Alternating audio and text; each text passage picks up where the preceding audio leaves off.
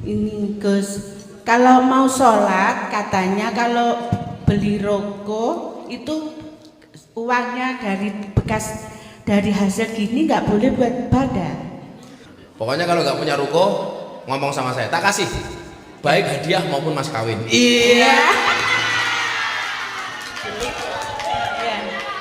Iya, makasih. Wong 100 mas kawin. Jebol boyongku.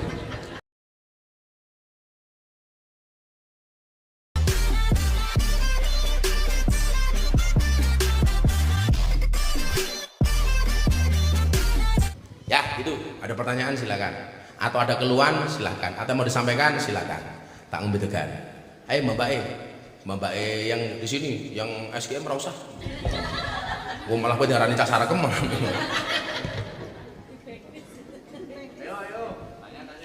Itu Mbak itu yang angkatan 2. Dikasih mic. Ada mic enggak?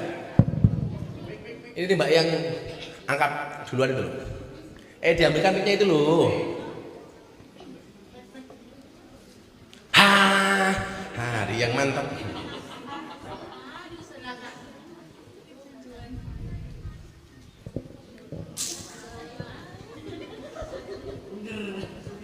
Assalamualaikum warahmatullahi wabarakatuh. Waalaikumsalam. Namanya siapa? Namanya Mirnawati. Siapa?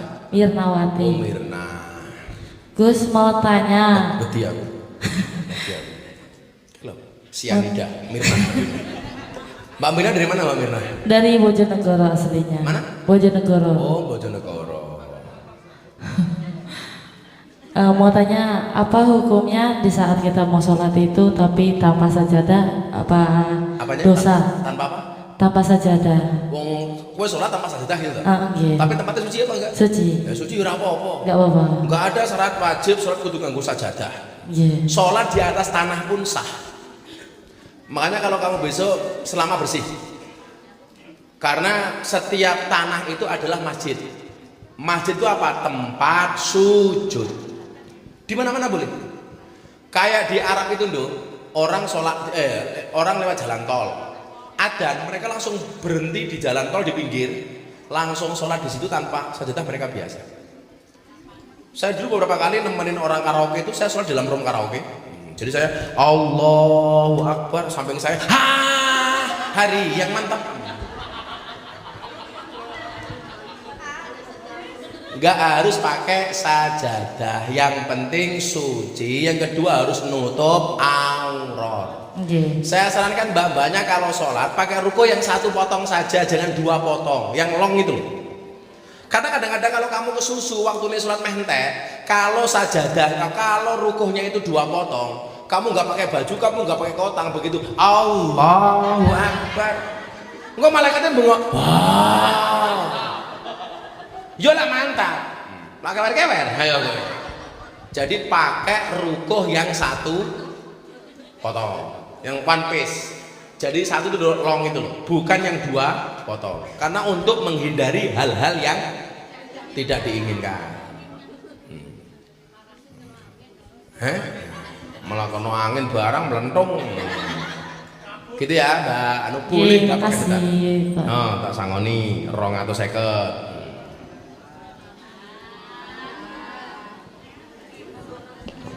Ya Mbak, endok. Sebelah sini, mana? Itu belakang itu. Itu dulu ibunya itu. Nah, sebentar. Ya habis ini. Kamu aja mentul. Melang ini. Pas aku buka kacamata bisa. Kan aku jadi lihat. Aduh, mataku ternoda. Mataku kelilipan. Bismillahirrahmanirrahim. Ya, bariki kowe. Malah ngomong ini. Assalamualaikum warahmatullahi wabarakatuh. Waalaikumsalam. Bu siapa namanya? Ati Hartono. Tinggalnya di Sosrojan sini? Iya, ya. betul. Bu Ati? Iya. Apa Bu Ati? Mau tanya Gus, tapi mohon pencerahannya nih Gus. Kalau kita hubungan suami istri, terus Suami sendiri toh? Iya. Itu suami saya ada di luar. Oh, ada di luar. Iya. gandeng sama Pak Sarjono kok Oh, jadi satu. tak pikir gandeng sama mbak yang lain. Oh jangan. Apa Bu Ati? Kalau kita hubungan suami istri, terus Enak. Allah Akbar.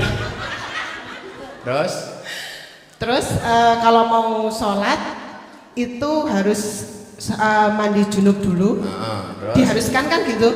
Apa? Harus kan ya? Wajib. Oh gitu.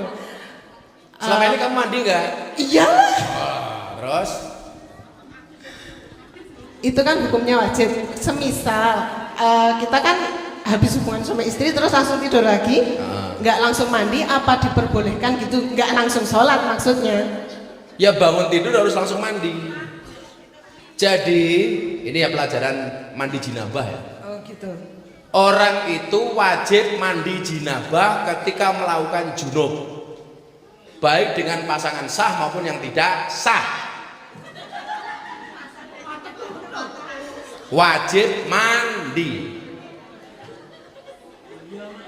Nawaitul husla lirafil hadasil akbari minal jinabati.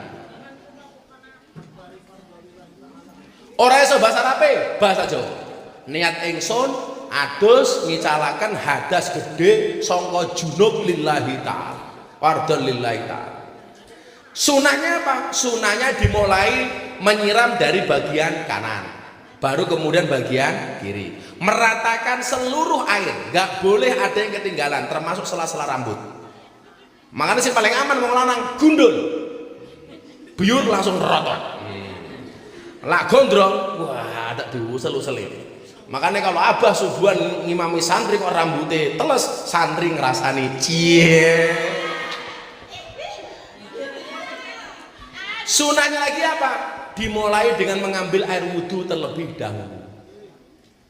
Kalau wajibnya cuma dua, siji niat, dua meratakan air ke seluruh tubuh. Kue senajan to nyemplung kolam, nyemplung kali, nyemplung segoro, orang niat, orang sah. Matur sembah nuwun. Jadi langsung kalau ngantuk banget gimana? Minimal wudhu sebelum tidur. Aku lah bareng kelon, kau wasel Gus. Ya minimal wudhu. Atau sing pas tangi. Ojo langsung. Makanya pun dalam agama ono coro.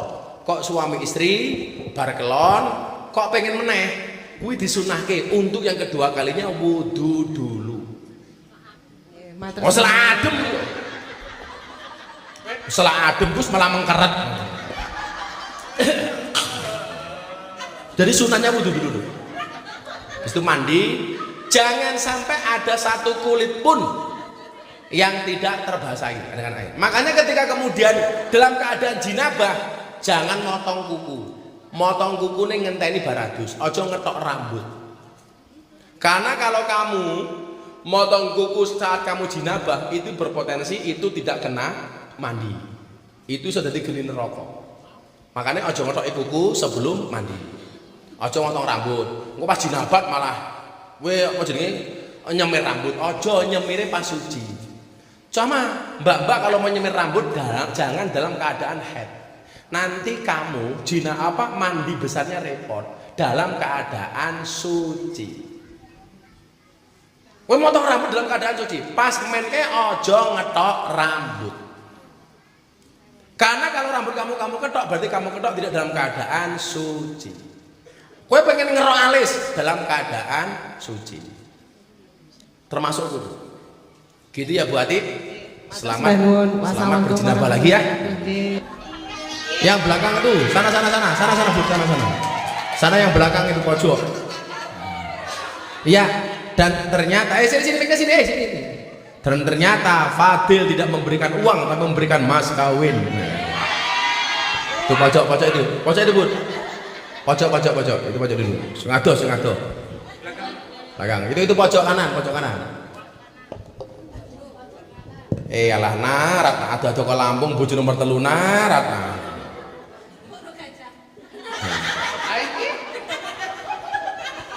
Oh, ya orang nalak rabi karo Fadil ki pas. Kan Lampung gajah, iya, lemu. Ayo, siapa namanya? Assalamualaikum, nama saya Rere. Siapa? Rere. Kire. Rere. Oh Rere. Rere. Rere. Iya, Rere. Mbak Rere udah lama di sini Mbak Rere? Udah 3 tahun. 3 tahun. Dari Lampung juga? Dari Madiun. Oh Madiun. Iya. Apa Mbak Rere? Mau tanya, saya kan non Islam. Oh kamu non Islam? Ya, saya kan tergerak ke sini ya pengen dapat pencerahan kayak gitu kan. Bisa dibilang saya tuh mengkhianati agama nggak? Maksudnya ikut dosa ngaji nggak? gini mengkhianati agama nggak? Iya. Terus? Ikut-ikut di sini maksudnya bisa dibilang mengkhianati agama saya sendiri atau dosa nggak, Gus gitu maksudnya? Ya. Kalau Mbak Rere tadi niat datang ke sini niatnya apa, Dok? Niatnya ya pengen apa ya dapat pencerahan kan selama ini saya jarang ke gereja kayak gitu kan. Kan mungkin teman-teman gereja tuh kayak kalau saya datang tuh kayak gimana gitu. Jadi kayak saya down gitu kan. Mau ibadah kayak gitu kan. Jadi saya ikut ke sini biar dapat. Yang pertama begini, Dok. La ikraha fiddin, tidak ada paksaan dalam beragama. Orang milih agama itu boleh. Famang syaa falyu'min, famang syaa falyakfur. Yang mau beriman berimana, yang mau kafir kafirlah. Kue dadi Islam yo karepmu, dadi non Islam yo karepmu. Tapi semuanya punya konsekuensi masing-masing. Itu artinya apa? Agama itu pilihan. Pilihan. Tapi kita tidak boleh memaksakan kepada siapapun.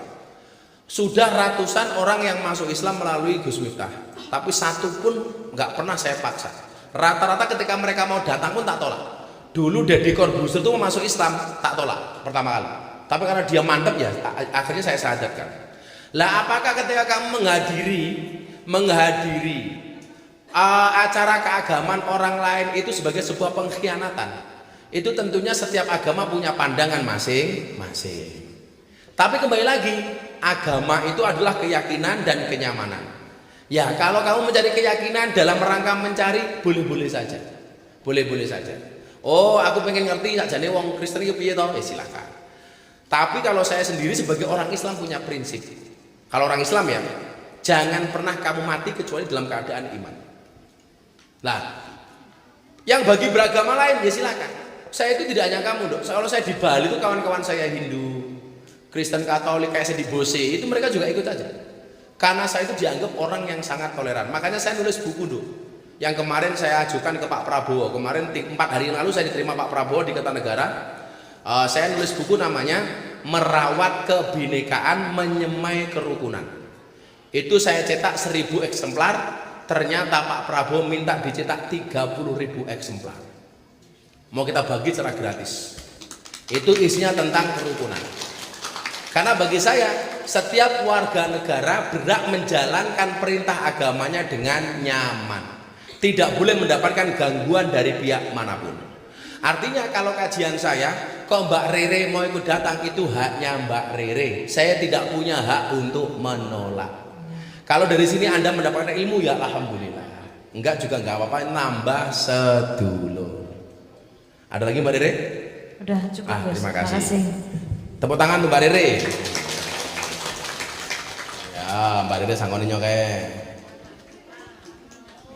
Sangkone pira Mbak Rere? Kok kowe ngatur-ngatur kok sing di duit iki lho? Oh, pertanyaannya bagus. Ya wes Mbak Rere 500.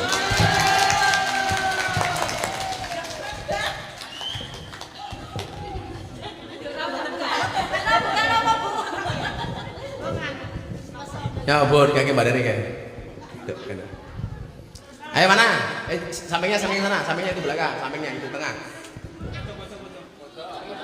Kui ratna ngene meneh ngopo ratna kui malah ngene meneh. Oh ndelok. Ya nanti bis di sana. Tengah. Assalamualaikum warahmatullahi wabarakatuh. Endi wong ra ketok? Deg-degan ini, Pak. Endi to wonge? Iki ana suara tanpa wujud ayo entuk iki. Oh ini. Oh wis tuwek. Ayo. Oh, ini Rere senior. Iya. Emi dari Jawa Timur. Oh, Emi Jawa Timur. Di sini udah berapa lama Bu Emi? Apa? Ditinggal di sini udah lama? Sudah 5 tahun. Oh, 5 tahun. Apa Bu Emi pertanyaannya? Ya, mau tanya. Ini Gus, kalau mau sholat katanya kalau beli rokok itu uangnya dari hasil gini nggak boleh buat ibadah. Kamu beli mukena, Ya. hasilnya dari sini. Iya. Itu bagaimana? Iya. Gini aja. Iya. Bu Emi jangan beli ruko dari hasil itu. Kalau nggak punya ruko ngomong sama saya tak kasih ruko.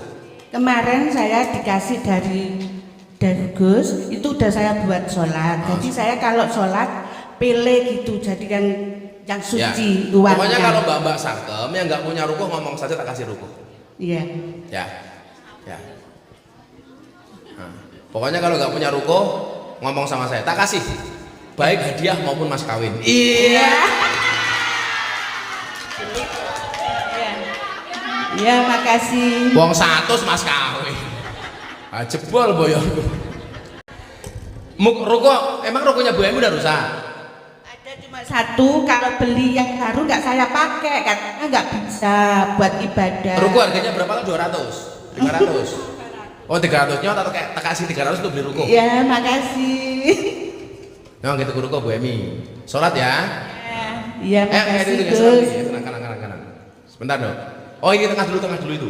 Mbak itu yang pakai kerudung itu. Sini. Tuh. Yang pakai sweater.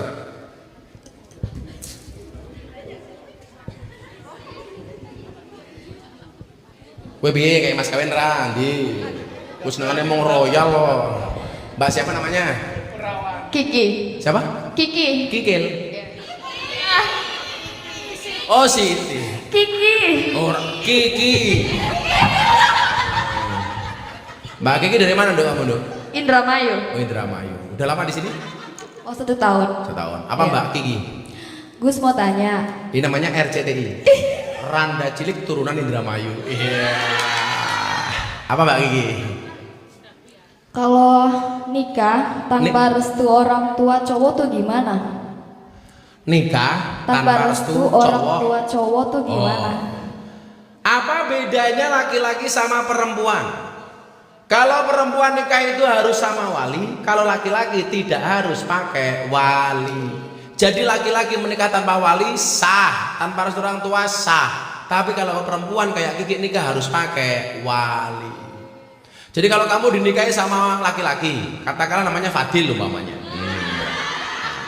Fadil itu Nggak tidak Cahyadi mendapat. aja. Kenapa? Nggak Cahyadi aja. Enggak apa? Cahyadi aja, nggak usah itu. Oh jangan ini. Iya. Oh, Dil. Dil. Sorry Dil, dia zizik sama kamu Dil.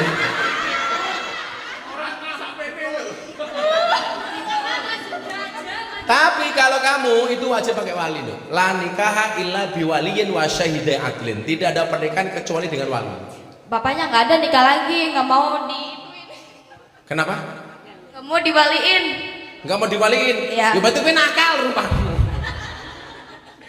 Kalau ada yang mantap sama kamu nikah ya kamu nikah. Umur kamu berapa tuh Mbak Kiki? Mau 20. Oh mau 20. Oh, bener kan? RCTI.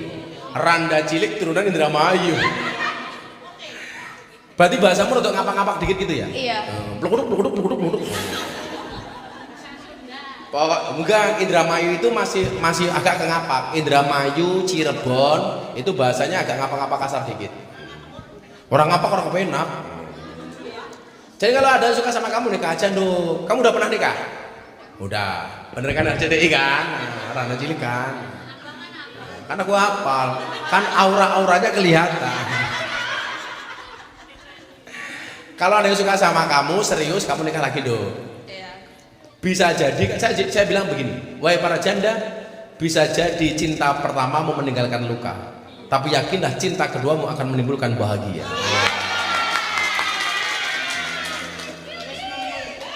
Kepala wis memeng iki lho.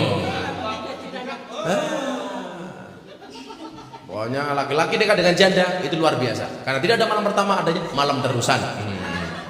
Yaudah, Mbak Kiki, nyando, sangoni. Kiki. Pertanyaannya Mbak Kiki, kamu minta uang apa minta nafkah? Iya. Kayak baik, keluar kayak kanan. Ya bentar. Ya nanti habis ini yang di luar, Cicing lah cicing. Cik, ayo dok. Assalamualaikum warahmatullahi wabarakatuh. Waalaikumsalam warahmatullahi wabarakatuh. Namanya siapa? Perkenalkan, nama aku Marisa, Gus. Marisa. Iya. Aku mau bertanya, Gus. Apa? Bertanya, Apa Risa? apa hukumnya seorang suami atau bekas suami tidak menafkahi anaknya sampai bertahun-tahun? Oh.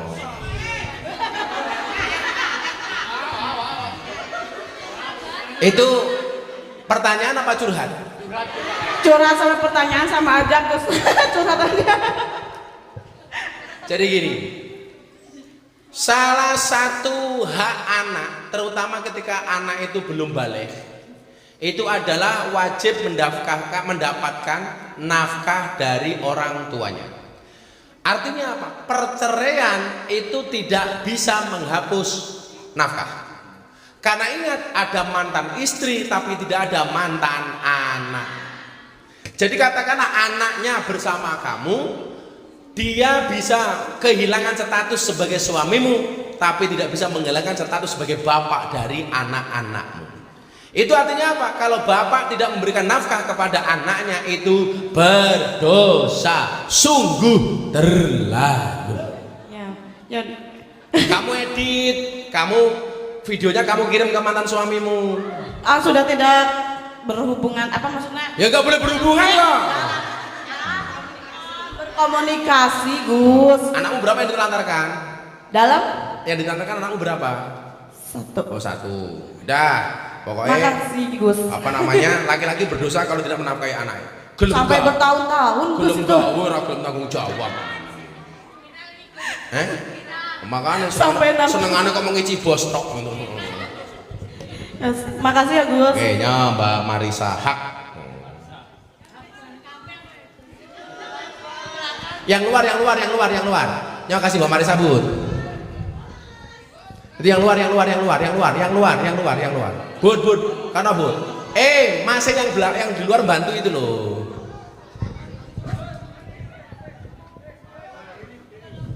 Mbak terserah. Di belakang. Ya. Ngadeg ben ketok. Halo Gus, Halo. mau tanya Gus. Siapa namanya? Halo. Mbak Nela. Siapa? Mbak Nela. Nela. Nela tanpa karisma. Kamu di sini berapa lama, Mbak Nela? Sekitar 5 tahun. 5 tahun. Oke, pertanyaannya apa, Mbak Nela? Mau tanya, Mau jawab? apa hukumnya kalau orang tidak membayar utang? Apa benar utang dibawa mati? Ya. Mau nanya, Kamu hutang apa ngutangi? apa? Kamu utang apa ngutangi? Enggak, cuma kadang-kadang.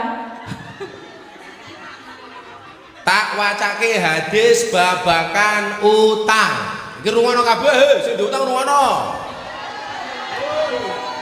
Mbak Nela coba dengarkan. Fida ini dalam masalah utang. Dalam masalah hutang, dengerin. Walladzi nafsi Muhammadin biyadi. Demi zat yang menggenggam jiwa Nabi Muhammad.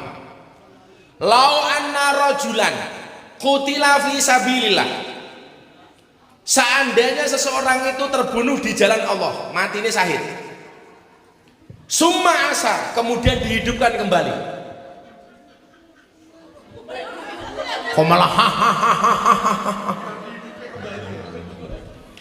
Summa qutila fi sabilillah, kemudian dia mati fi sabilillah kedua kalinya.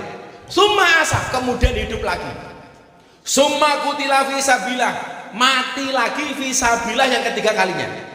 Summa asa, kemudian dia hidup lagi.